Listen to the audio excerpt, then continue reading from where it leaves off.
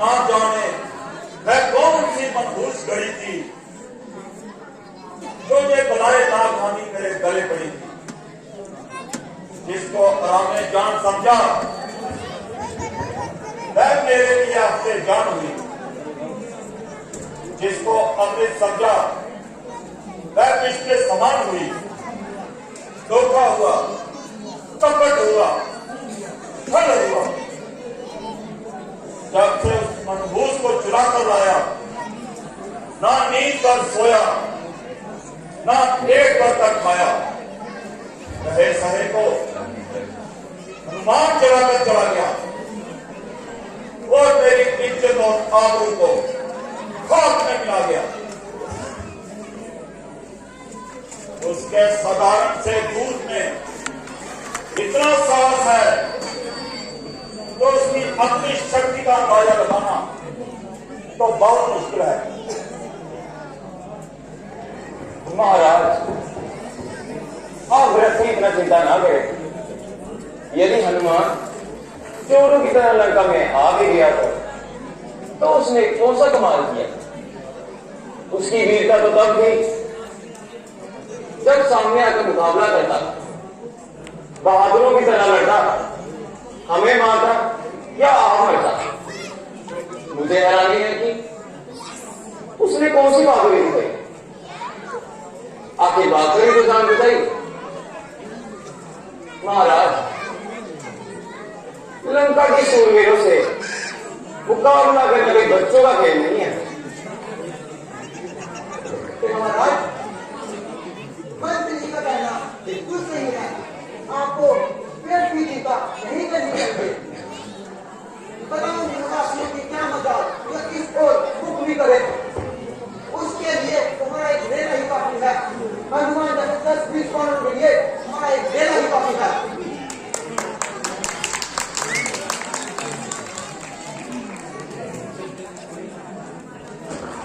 पिताजी, जब तक मेरा संसार में है आपको किस प्रकार की चिंता करने की जरूरत नहीं। मैं वही देवता हूं जिसको हमने जनता गुजार से कर पाया। मेरे सामने बिल्कुल दम न मार सका, उसे तो मैं बिल्कुल मामूली इंसान समझता हूं। अलबत्ता बात करके तुझे मारना अपना अपमान समझता हूं।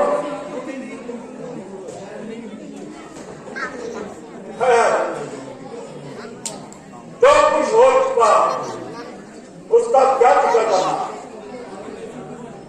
अब तो आगे के हालात का जिक्र करना है। यूं तो मुझे किसी बात की चिंता नहीं, क्योंकि मेरे शूरवीर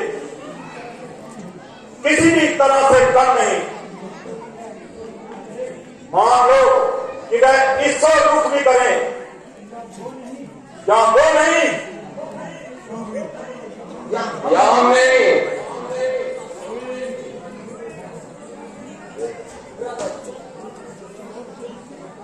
आपके सभी सदस्य आपसे डरते हैं और इसलिए ऐसी चिकनी चुपड़ी बातें करते हैं। अग्नि तथा शक्ति को कमजोर समझकर कमल के कदम भी है। इसलिए मेरी आपसे प्रार्थना है कि जिस प्रकार भी हो सके इस बला को गले से टालिए और सारे कुल को इस आने वाली बर्बादी से बचा लीजिए। इसका सबसे सरल उपाय यही है कि सीता जी को रामचंद्र जी के पास पहुंचाकर उनसे हाथ मिला और उनको शत्रु की बजाय हनुमान की शक्ति को तो आप आजमाई चुके हैं। जिनके एक ये दशा है खुद उनसे सामना करने में तो हमारी ही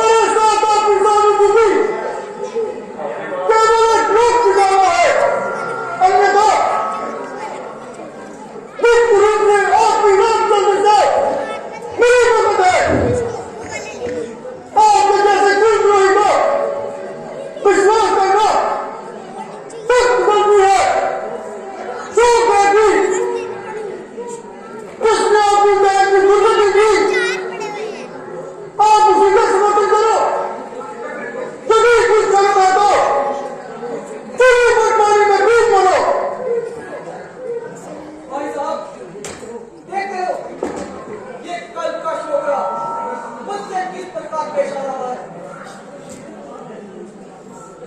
धिक्कार है तेरी प्रार्थना पर। रावण का भाई होकर मरने से डरा जाता है। तलवारों की चमक देखने से पहले ही मारा जाता है। ना मैदान है, ना तेजे हैं, ना कुछ जोर पाई है। लड़ाई तो है बस पत्थरों और हाथियों की लड़ाई है। अभी से चीख उठा, ऐसी कहां आफत आई है। मुझे भी शर्म आती है कि तू रावण का भाई है।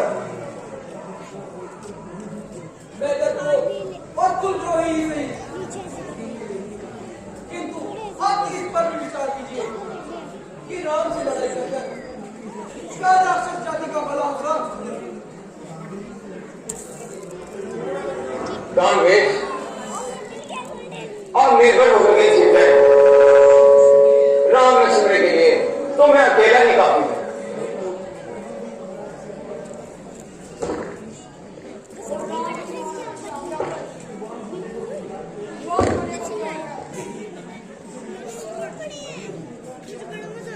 इनका क्या हाल दादाजी? कहोगे तो वही स्वीकार, ये मत कर देंगे। हाँ में हाँ, तो जाति अलग और कर लेंगे। वही बालक निशाचर दल में कूदा भेड़िया बनकर तो सब भेड़ियों की तरह चुप से निकल जाएंगे। अरे दोस्त, कैसे घटिया शब्द मुंह से निकालता है। एक करके आपस में फूट डालता है। इससे नीचे होता है कि हमारा नाश होगा तो तेरा ही कारण होगा। मैं सिर्फ अपनी जाति के हित के लिए, मैं सजातियों का स्वभाव खूब जानता हूँ।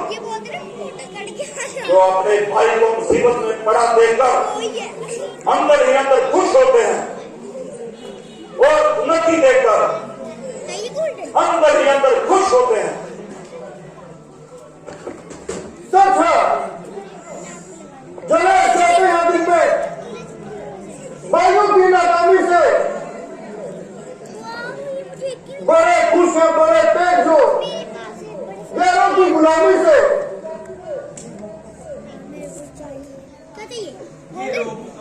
पशुओं में भी नजर आता है। नाश करते हैं, अपने ही भाई करते हैं, तकलीफ देते हैं तो अपने ही भाई देते हैं। कुल्हाड़ी में लकड़ी का दस्ता न होता तो लकड़ी कटने का रास्ता न होता। सोच कर बोलो बेटा। भाई साहब, आप कल्याण मार्ग बताने वाले को कुल जो ही कहकर कलंकित करते हैं। इससे भविष्य के लिए लंका पर काल मंडराता हुआ दिखाई दे रहा है। अरे कुल कलंकी भाई का रिश्ता इस वक्त तेरी ढोल बन रहा है। वरना ये शब्द किसी और से निकले होते तो सर उड़ा दिया जाता। जैसे आप परामोश है, वैसे ही आपके सभासद खुशामदी और चापलूस है। इस समय ये अवश्य ही आपकी हाँ में हाँ मिला रहे हैं, बिल्कुल वास्तव में आपको उनसे मार पर चला रहे हैं। और अमृत के धोखे में आप सबको विष दिला रहे हैं। समय आने पर ये निकटू बजर बट्टू और खुशामदी जट्टू अपने ही मुख से कहेंगे कि ये रावण की बहुत बड़ी गलती थी। अगर हम क्या करें, हमारी वो पेश ही कहा करती है। इसलिए इन सब सीमा को करना चाहिए और मामले को बड़ी प्रकार से सोच लीजिए।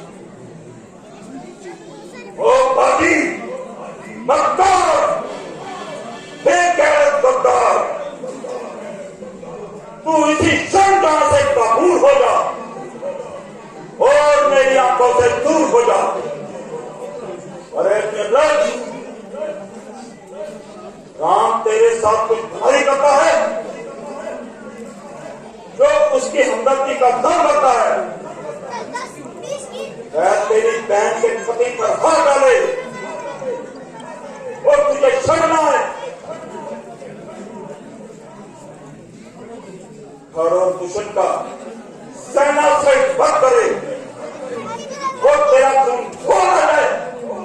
अरे निर्लज, जे बेजाय की जिंदगी से अच्छा था तू जहर खाकर मर जाता ताकि तेरा खात्मा हो जाता।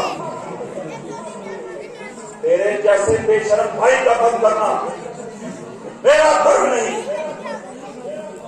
माना कि तू आला दर्जे का बागी और शैतान है, किंतु तेरे जैसे भाई को मारने नहीं मेरा अपमान है।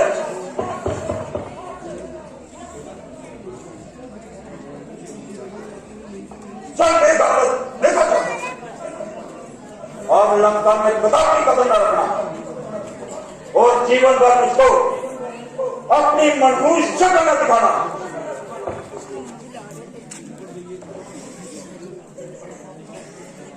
तो मैं नीचे बैठ, क्या गंदी बात करी है, निकाल को नीचे।